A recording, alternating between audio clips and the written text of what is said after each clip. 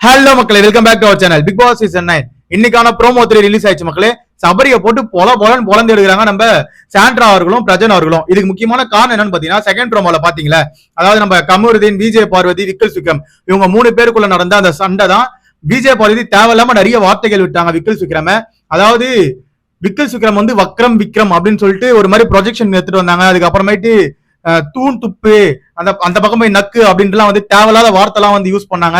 இதனால வந்து பெரிய சண்டைங்க கிரியேட் ஆச்சு. அதுக்கப்புறமேட்டு வளர்ப்பு சரியில்லைன்னு சொல்லிட்டு ஒரு பிரச்சனை ஆரம்பிச்சுது. கமருதினால அது நடந்தது. அதனால விக்கல் சுக்ரமுக்கும் கமருதினுக்கும் ஒரு பெரிய வந்து வாக்குவாதமே நடந்தது. அந்த டைம்ல நம்ம சபரி என்ன பண்ணாருன்னா, விக்கல் சுக்ரமும் கமருதினும் இந்த மாதிரி டைரக்டா ஃபேஸ் டு ஃபேஸ் பார்த்தா அவங்களுக்குள்ள கத்திக்கிறாங்க. ஒரு மாதிரி எக்ஸ்ட்ரீம் லெவல் போகுது. அப்போ நம்ம சபரி அங்க வந்து அடிச்சுக்காதீங்க, கம்னு இருங்க, எதுக்கு இந்த மாதிரி பண்றீங்க அப்படின்ற மாதிரி அவர் சொன்னாரு. அதாவது சண்டை போடாதீங்க, கம்னு இருங்கன்ற மாதிரி அவர் சொன்னாரு.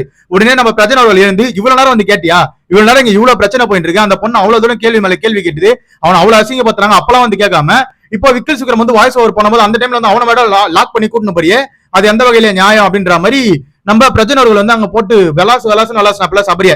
அதாவது சபரி வந்து ஒரு பிரச்சனை நடக்குதுன்னா அப்பயே வந்து அதை வந்து சால்வ் பண்ண பாக்கணுமே தவிர, அதனால எக்ஸ்ட்ரீம் லெவலுக்கு போனதுக்கு அப்புறமேட்டு ஒருத்தரை மட்டும் வந்து அடக்கிறது எப்படி நியாயமாகும் அப்படின்ற மாதிரி தான் வந்து இங்க நம்ம சாண்ட்ரா அவர்களும் கேட்டாங்க. சாண்ட்ரா வந்து நீ ஒருத்தரை மட்டுமே கார்னர் பண்ற மாதிரி இருக்கு, கார்னர் பண்ணி விளையாடாது அப்படின்ற மாதிரி அங்க ஒரு பெரிய சண்டையா அங்க கிரியேட் ஆச்சு. நம்ம பிரஜன் அவர்களும் விடுற மாதிரி இல்ல, சாண்ட்ரா விடுற மாதிரி இல்ல, போட்டு விளாசுறாங்க. நம்ம சபரியால அதை வந்து ஹேண்டில் பண்ணவே முடியல. ஒரு ஸ்டேஜ்ல போயிட்டு அவர் அங்க நின்று கத்தவே ஆரம்பிச்சிட்டாப்ல.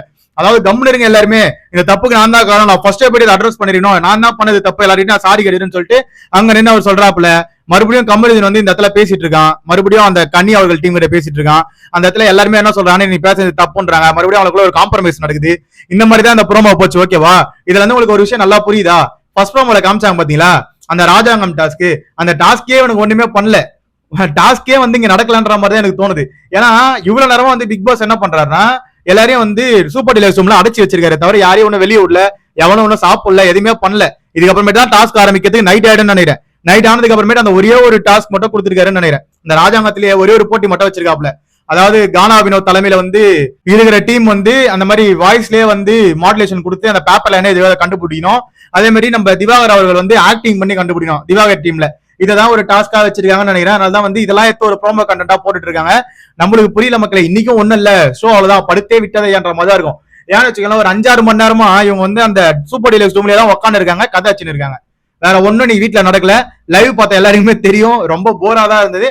இந்த சண்டை வந்தவனே கொஞ்சம் இதுவாச்சு, இன்ட்ரெஸ்டா ஆச்சு. அது கூட இந்த சண்டை வந்து தேவையில்லாம வார்த்தைகள் விட்டு ஒரு மாதிரி கியாசா எடுத்துட்டு போயிட்டாங்க. அது நம்ம எதுவும் சொல்றதுக்கு இல்ல. இதுதான் மக்கள் எங்களுக்கு நடந்தது. சபரி ஐயோ ஆளை விட்டா போதுன்ற மாதிரி ஓடிட்டாப்ல.